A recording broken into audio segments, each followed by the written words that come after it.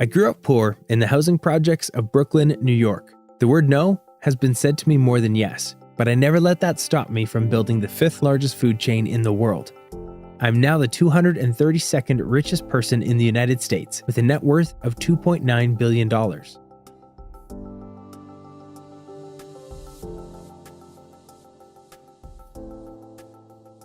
I was born on July 19th, 1953, to a family that didn't have a lot of money. Money was a challenge as my mother was a receptionist and my father was a World War II veteran working as a diaper delivery driver. They didn't have a college education, but they worked hard for the family and they loved their work. I don't know if they were ever able to enjoy life.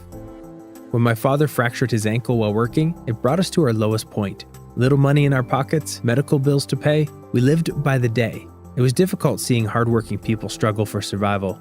I promised myself it wouldn't happen to anyone else. Most people worked their first job at 18. My first job was at 12 years old. I sold newspaper and worked in a local cafe. I guess you can say my childhood wasn't really much of a childhood except for playing sports. I wasn't a straight A student or most voted to succeed, but I was really good at American football. It was a way for me to escape my world and enjoy something I was good at. I worked hard and was awarded a football scholarship to Northern Michigan University, where I became the first person in my family to go to college. I always knew I wouldn't become a professional football player, but I did know I wanted to be educated. I worked hard for it and became the first person in my family to graduate from college.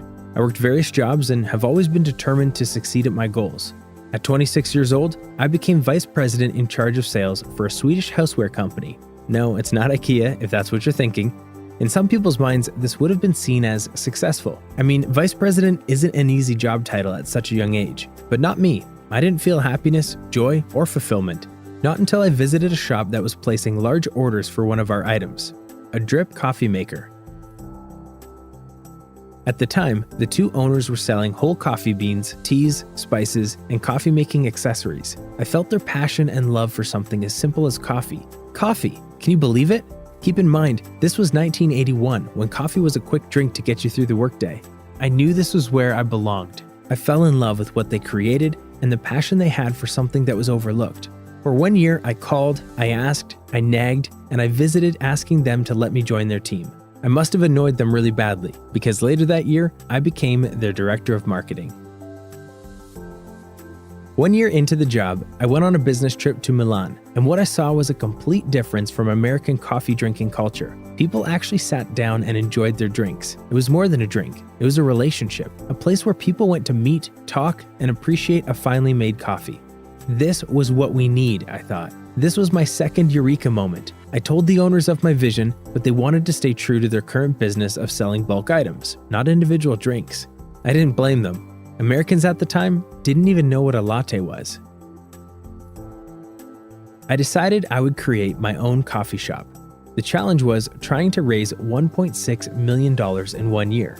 I spoke to 242 people and 217 said no. That's a 90% no, by the way. They'd tell me it wasn't worth the money, that it wouldn't work, that there was no real profit in such a business. I won't lie, I was discouraged and I even questioned my idea. But growing up poor, I wasn't after profits or millions. I was after my dreams to become a reality. I didn't get my full 1.6 million, but I got what I needed to open my first shop, Il Giornale. I made many mistakes in that first store, but I learned very quickly and picked myself up until we were making annual sales of $500,000. I was one step closer to my goal, but something was still missing. Remember that shop I had to be part of and worked for? Well, soon after, the owners decided to sell their business. I had a deep relationship with that shop, and I just couldn't let it go. So in 1987, I bought their 6 stores for $3.8 million and combined my stores with their 6 and became the CEO of Starbucks Coffee. You heard it correctly. Starbucks was the first coffee shop I walked into, worked for, and eventually bought, although it wasn't the Starbucks you know today.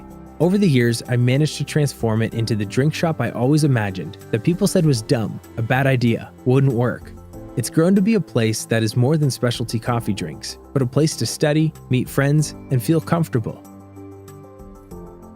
There are now more than 26,736 Starbucks stores in more than 75 countries, employing over 300,000 people. But that's not where my successes lie. I found my success when I was finally able to give back to every Starbucks employee, or partners is what I call them, with stock options, free healthcare, dental care, retirement plans, adoption assistance, and paid college tuition for all of our partners.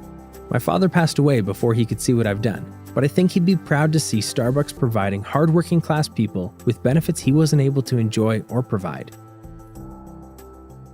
No, I wasn't the original founder of Starbucks Coffee Company, but I had the goal to build a relationship between man and coffee, and I made it into the Starbucks you know today. Most of all, I had the dream to build a company that my father was never able to work for, a company that treated their employees how my father and family wanted to be treated. It was never about the money, the profits, or the possible wealth. It was about the people I would help. That is my success. That is my greatest achievement. My name is Howard Schultz, and I'm the rags to riches who built Starbucks Coffee Company into one of the world's most recognizable brands.